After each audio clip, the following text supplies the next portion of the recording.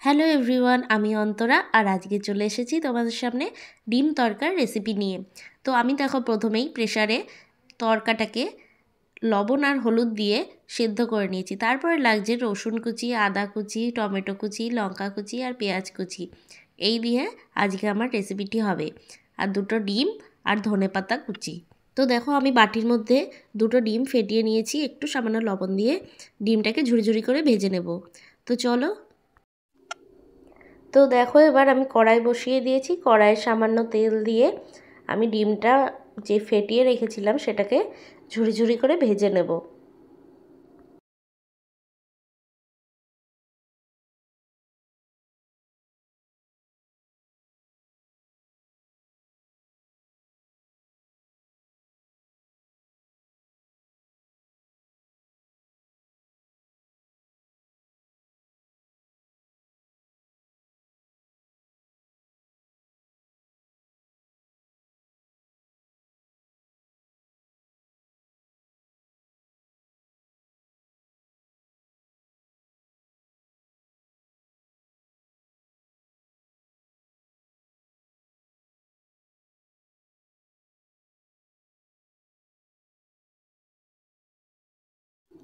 তো দেখো আমি লাল লাল করে ডিমটা ভেজে নিয়েছি এইভাবে ছোট ছোট করে। এরপরে আমি কড়াইয়ে আবার তেল দেব। তেলটা ভালো করে গরম হয়ে গেলে আমি এরপরে দিয়ে দেব প্রথমে রসুন কুচি। তো দেখো রসুন কুচি আমি দিয়ে দিলাম।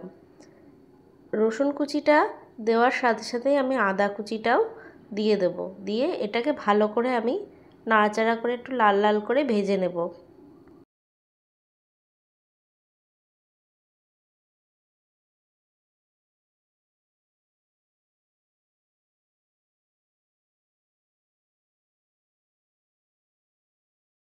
তো দেখো আমার রসুন আর আদা কুচিটা লাল লাল হয়ে গেছে।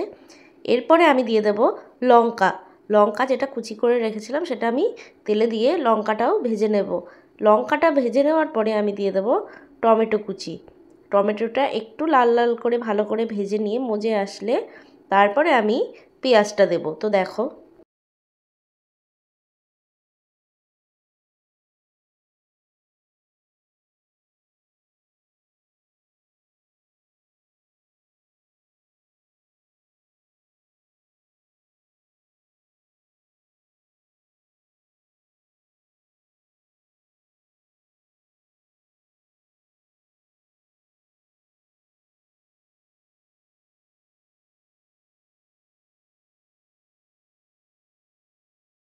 দেখো এবার আমি পেঁয়াজ কুচিটাও দিয়ে দিলাম। এটাকে ভালো করে একটু লাল লাল করে ভেজে নেব।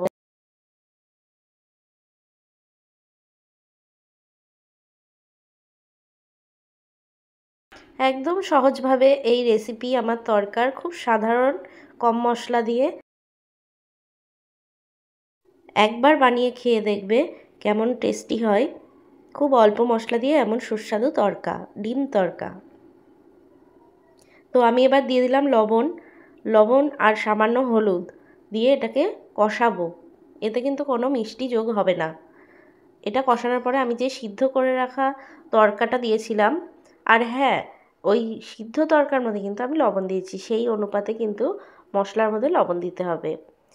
তো সেই সিদ্ধ করে রাখা তরকাটা আমি এবার মশলার মধ্যে দিয়ে দিলাম। দিয়ে ভালো করে এটাকে নাড়তে থাকবো খুব ভালো করে।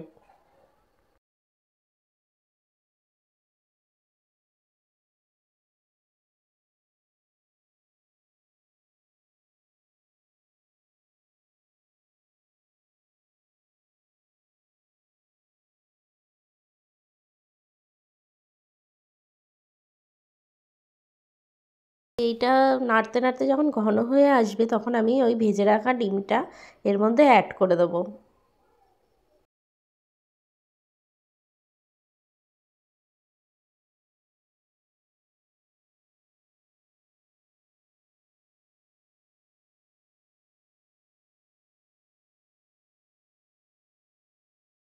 দেখো এভাবে নাড়তে নাড়তে ঘন হয়ে আসবে এটাকে। তারপরে আমি এর মধ্যে ধনেপাতা কুচিটা অ্যাড করে দেবো। তাহলেই আমার রেডি হয়ে গেল আজকের ডিম তড়কা। তো আমার রেসিপিটি যদি ভালো লেগে থাকে অবশ্যই বন্ধুরা like, share, comment and subscribe করতে ভুলবেন না। আর আপনারা কেমনভাবে ডিম তড়কা করেন আমাকে অবশ্যই জানাবেন কমেন্টে। আমি আরও ভালো ভালো রেসিপি নিয়ে আসবো আপনাদের সামনে। তো আজকের মতো টাটা।